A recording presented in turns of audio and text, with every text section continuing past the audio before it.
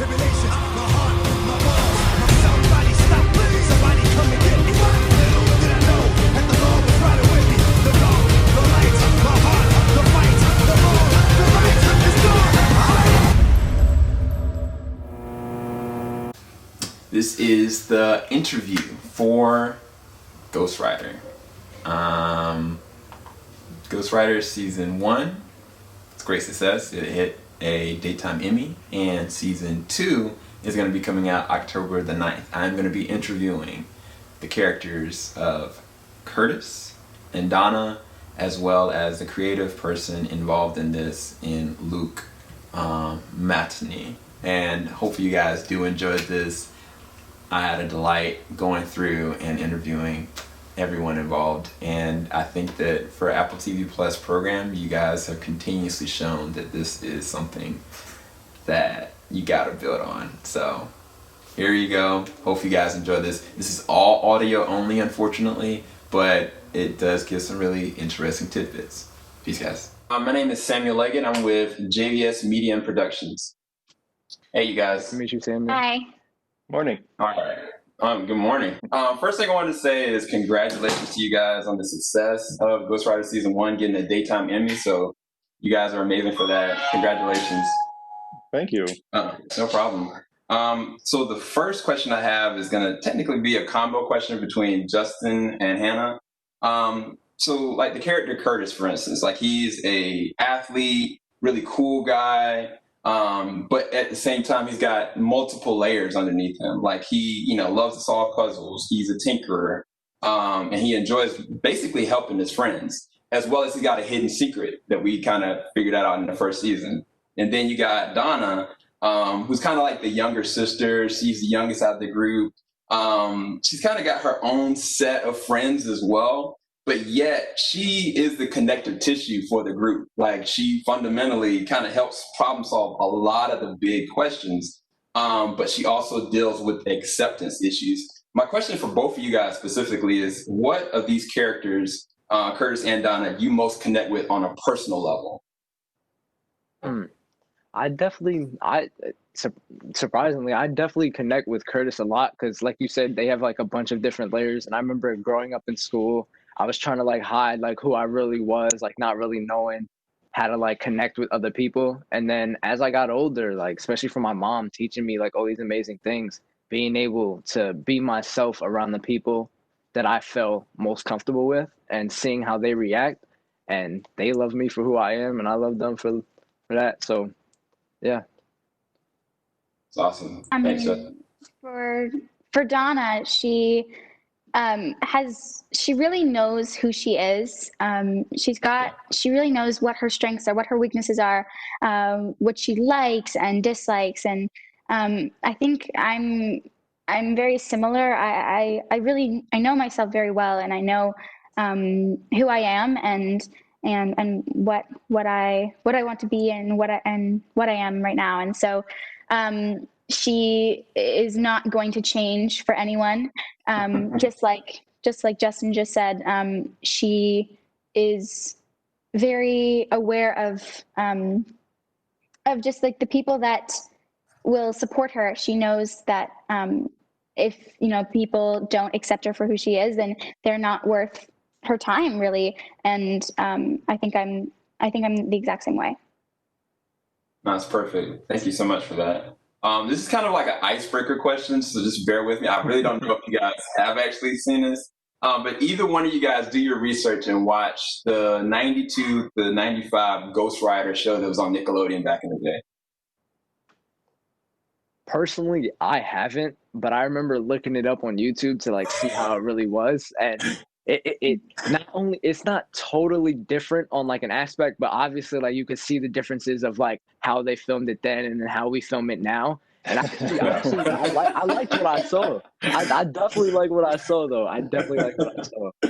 Yeah, I'm exactly the same way as Justin. I haven't seen any of the episodes of the show, but I did read a little bit about the different characters. And after I kind of knew who Donna was and what her personality was like, I tried to see if maybe she could relate to any one of the characters from the original show.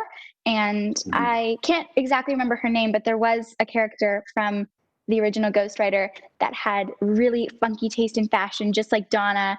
And she was like super outgoing. And so I was like, okay, maybe that's kind of the character that she's the most similar with. So No, it was because one of the things about this, when I saw like the notice of it for Apple TV Plus, I was kind of like, man, where's their Ghostwriter pens at? They don't got notebooks walking around. Like I was like, what is this? You know, but thankfully I did give you guys a chance, and you guys did an amazing job. But one of the things I think I'm gonna drive this question to Luke is that this is very similar, but it's very different than the original one. This one's way more layered. It's less characters, and that allows for a lot more personal arcs and a lot of like situational things that are more realistic. Like giving you guys, like both your characters, Curtis and Donna, are dealing with a family and divorce, and even with like Curtis dealing with like learning disability. Like those are things that kind of unravel themselves naturally just because it's you guys three and constrained. But one of the things that is very different also is the books, come to life. And I was just curious from you, Luke, what was your approach with that? What were you kind of trying to distinguish with this different retelling, so to speak, of Ghostwriter? Sure. Well, I didn't really have a personal connection. I'm actually a little too old for I was in high school during the original one, but I definitely have friends who loved the original, and they were the kind of the spirit of the original we wanted to honor, which was that it was set in a city, that it was a diverse cast, which at the time was a very path-breaking thing in the 90s, and that's something that Sesame Workshop has always been a real pioneer in. And so we wanted to sort of keep that alive, obviously foster this love of reading. We have a ghost that kind of communicates in these cryptic messages with the kids, which I think is kind of the most memorable hallmark of the series. But then, as you said, the thing we kind of added to it was this notion of fictional characters jumping out of books. And which I think when you're a kid reading books, when you're watching movies or TVs, like you always think what would happen if you could actually kind of meet these characters who seem so real to you. What if they actually just were in your life and you were interacting with them? So that was just such an exciting kind of sandbox to play in.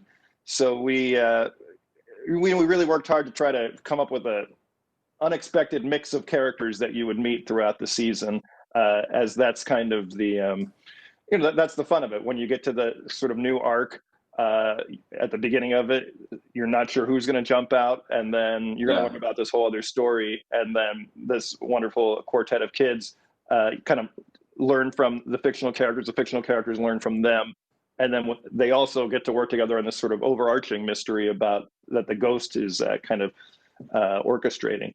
So there's just it's very appealing to work on something that has so many different components. There's sort of the fantasy part of it. There's the comedy. There's the kind of earnest emotion of the dyslexia plot, for instance, or the divorce situation. So I think there's a little something for everyone. And by the end of it, it feels like a rich kind of emotional experience to go through, especially one, now that we're all trapped in our houses, one that you can share with your families if you're watching together. Yeah, and I mean that brings me back to like different shows throughout history, like I don't know, Reading Rainbow or like Wishbone. One of the things that made those so natural is kind of like you're brought into these characters and from this book. And I think that some of the books that you guys select are some that people even maybe never even heard of. And I think that from a kid's standpoint, that's very good. That's very important. You're like, oh wow, that character's really cool. Let me try to check that out. And that's hard to do nowadays when everybody's got like iPads and everybody can just go and read Cliff Notes. Like there's no point to necessarily reading books the same way before, but you guys have found a way of making it work on a natural standpoint. And even with that, Luke, like you came from, winning an Oscar from a short, and congratulations on that. But with this specifically, what drove you to wanting to even be a part of, the series? Well, I had worked with some of the same folks on an Amazon series called Gordimer Gibbon's Life on Normal Street. And a lot of them are at Apple TV Plus. It was this new network. I heard the premise of the show, and I was excited to do. I was excited how ambitious it was, that there was going to be a CGI, white rabbit in the first episode, and that was just kind of running around a middle school. It just seemed like such a cool kind of high end, premium kids show to work on. And it was very exciting for me, and it's been very gratifying to hear, friends from high school or college call or write that they've been watching it with their kids, and that's the best reward. Yeah.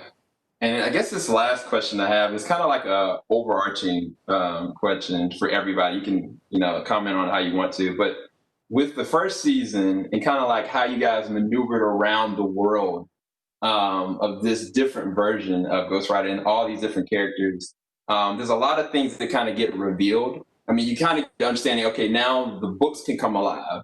Oh, wait, now like there's certain things that other people can see outside of these kids. And I've had the opportunity to see a few of the episodes for season 2. Congratulations, that's coming out October the 9th. But this is a whole different kind of level where it's kind of like now the kids are very close-knit. It's not just the books anymore. It's what their involvement is and what their contributions to the story is. Because by the end of the first season, you get this understanding, this big arc was that, you're trying to figure out, Ruben's grandma and Ghostwriter. Wait, it's not. And that was kind of a scary feeling, but it was an engaging one. And so now the kids are brought through this whole kind of other metamorphosis. And so I was curious, if, and I'm praying that you guys continue this story into a season 3. I'm not going to say anything about season 2. What other stories, what other layers to your characters' arcs that you like to see moving forward? There was one quote that I do want to bring up in episode 5. I think Justin's character Curtis mentioned something like, "Man, can't we just get a comic book? Can't there be like a comic book, whatever?" I thought that was really interesting because I don't know the limitations of what GW can do. So I was curious, just for fun. That's actually not a bad idea. Comic books, that would be cool. That would be cool. But there's only one way to find out for that one. Yeah. I mean, for Donna, she's got a lot of different layers, but I think something that I would like to see in future episodes for her is how she kind of tackles, because I think that Donna, when she finds something that she can put her mind to, she really sets her mind to it and does not give up.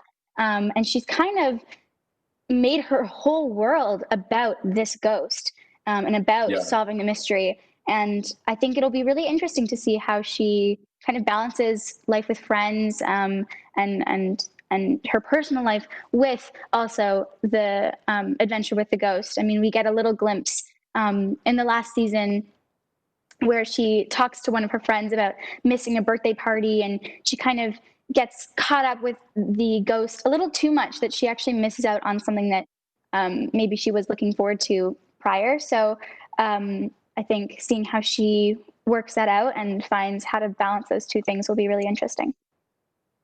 Yeah, I always think about Donna's journal that she keeps, that's just like a record of everything that happened in the show. Like, what if that came to life? Oh my goodness, yeah. What can happen? Oh my goodness, yeah.